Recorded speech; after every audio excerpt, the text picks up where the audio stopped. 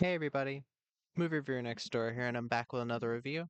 This time I saw Arthur the King. This is a adventure damn, an adventure drama film directed by Simon Selin Jones from 2024, and it stars Mark Wahlberg, Simu Liu, Juliet Rylance, Natalie Emmanuel, Ali Suleiman, Paul Guilfoyle, and Bear Grylls. In this film, over the course of 10 days and 435 miles, an unbreakable bond is forged between pro adventure racer Michael Light and a scrappy street dog companion dubbed Arthur. As the team is pushed to their outer limits of endurance in the race, Arthur redefines what victory, loyalty, and friendship truly mean. So, what did I think of Arthur the King? I fucking loved this film. I genuinely really enjoyed this film. And I'm putting it up as one of my best so far of 2024. But let me get to the cast. Mark Wahlberg plays Michael Light. Again, he's like an adventure runner or something like that. He does a lot of sports stuff. Mark Wahlberg is perfect casting for this because he's clearly got the physicality of it. I'd say the whole cast is well cast for this. Even though I'm not huge on Simu Liu, but I'll get to that. But Mark Wahlberg genuinely surprised me here with how good he is. Like, I know a lot of people shit on Mark Wahlberg for things he did, like, what, 30, 40 years ago, that he's apologized for over and over, just like Mel Gibson. It's the same thing with these people. But Mark Wahlberg genuinely gives a very impressive performance, especially in the last 30 minutes of the film. Excuse me. But yeah, I genuinely really liked him here. Simu Liu plays Leo, who's like a kind of social media savvy. He's like the tech savvy one of the group, I guess, or social media savvy one. Um, Michael and him kind of have a little bit of bad blood, but not really. They have a little, not rivalry, they just are at each other's throats sometimes. Simu Liu, I actually didn't mind in the film, even though I usually see him and I want to run away. Especially because of Shang-Chi. But Juliet Rylance plays Helen Light. Uh, mm, excuse me, Michael's wife. I didn't mind her. She doesn't really do a lot. She's mostly standing at a computer, like watching what's going on. Natalie Emmanuel plays Olivia. She's another part of the team. Um, I liked her. I think she works. Uh, not really a lot I could say. Um, Ali Suleiman plays Sheik. He's a friend of Michael's that joins them. I didn't mind him either. I thought he was pretty funny. Paul Guilfoyle plays Charlie Light, his veteran dad. Uh, had some decent moments of acting in his couple scenes. And Bear Grylls plays Bear Grylls. He doesn't show up on screen. He's a voice, but still, it was cool to see him. But yeah, Arthur the King. This director. The only reason I know this director is because of a film called well, this director was a co-director on Generation Kill. He directed Some Voices, which is a big Daniel Craig movie that like kind of got his career started. And he did The Family Plan with Mark Wahlberg, Michelle Monaghan, um, and I liked that film. Like it wasn't perfect, but I did enjoy like the comedy, the action was pretty decent. The thing that I praised the most about that film was the like family stuff. Whenever they're like bonding as a family, it feels genuine and there's a lot of fun stuff, especially Michelle Monaghan's spear throwing thing. You'll know what I mean if you see the movie. It's pretty fun. And the only reason I knew about that was because of my my interview that I had with a guy who was a production manager on that film, and it hadn't come out by the time I had released that. Let me look up that guy's name. It's been so long since that interview. Um,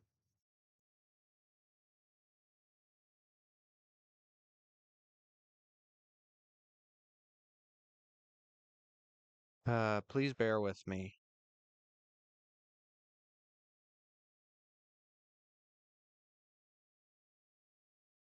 Damn.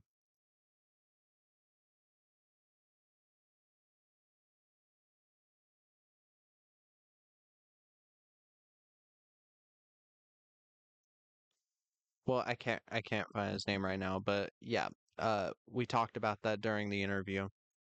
Um, but yeah, this film, I saw that it was getting good reviews. It's got a 7 on IMDb, which is a great score, and I think it deserves it. It's a genuinely fun, genuinely emotional, dramatic adventure film that I I kind of wanted to see it because of the dog, and I was also like, I liked Mark Wahlberg's last performance in Flight Risk, so I wanted to see more of his stuff. And yeah, I think this is a film that deserves all the hype it's getting. It's genuinely like, yes, people would be like, "Oh, it's only good because of the dog." It's not. The dog is really good though. I do I can't believe I have to give credit for this, but they used a real dog.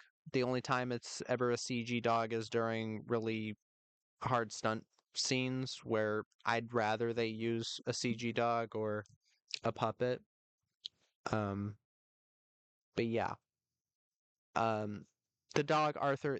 First off, this movie's a biopic, or it's inspired by true events, which I'm fine with that. This feels like something that could happen. It never gets Hollywoodified. This film didn't have like an insanely high budget. It had an $18 million budget, $19 million budget, which makes sense. They're mostly just in the woods and stuff. It's probably mostly for the cast, um, and the editors and all that. But yeah. Sorry, there's a lot of ums. I'm bad with that. But I just don't know what how much I will have to say about this because I'm just gonna be like singing praises for it because I loved this. This was a lot of fun. It had some dramatic moments, some funny moments. Uh, the dog is really fucking cute. I don't know the name of the dog, but good job, good on you, dog. Um, I guess I could just talk about like main things. Like this film kind of reminds me of adventure films of like the 80s.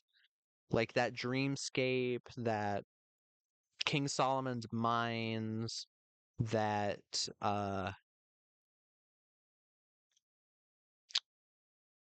Inner Space, which I know that's more sci-fi, but it's still an adventure film. Like the Indiana Jones types of adventure films where there's no political motives in sight. It's just we've got a genuinely fun adventure film with people actually being very risky. Like there's bits where the actors are genuinely doing their own stunts. Like Natalie Emmanuel, Mark Wahlberg, the rest of them, they're all doing these things for real, which makes it even more impressive. Like they definitely had to do training or something to do that. Mark Wahlberg's already in fantastic shape, especially for his age. So, I mean, it was probably not as hard for him, but genuinely impressive the stunts they've got here. There's the ones that really stick out are like the rock climbing. There's the zip line bit that reminded me of In the Blood with Gina Carano. I think it's slightly done better here, even though there I did like the use of like GoPro to make it more first person, make it more immersive.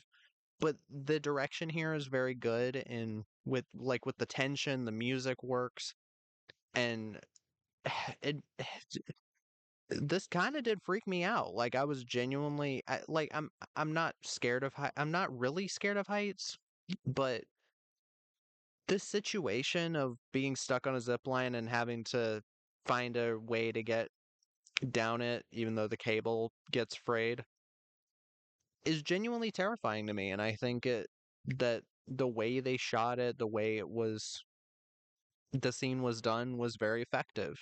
The rock climbing, excuse me, very dangerous sport that I think, again, they did a good job showing the danger of it. And yeah, I just really enjoyed those scenes. Like a lot of the film is the characters walking through the jungle, doing all these tasks, which, well, I mean, they're like biking. First they're biking, and then they're running, and then they're biking, and then they're kayaking. They're doing all these things, and they're doing it for real. They're not doing it on a green screen. They don't have the budget to fake it, and I'm glad they don't because it makes the film feel a lot more real. The stakes feel real,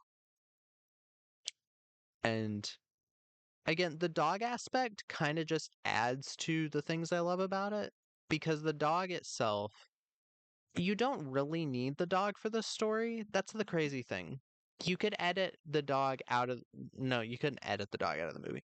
But you could take the dog out of the movie and it would still be fun, like a fun adventure film. But the stuff with the dog is genuinely very heartfelt. It's very like this movie made me straight up cry like a baby. And um I think that's again a plus. The film elicited genuine emotions out of me. Mark Wahlberg genuinely got me to cry. Mark Wahlberg, I will repeat this. Mark Wahlberg's acting performance in this film got me to cry. Same with the dog. The dog helps, but Mark Wahlberg has 100% improved as an actor. He's genuinely getting better.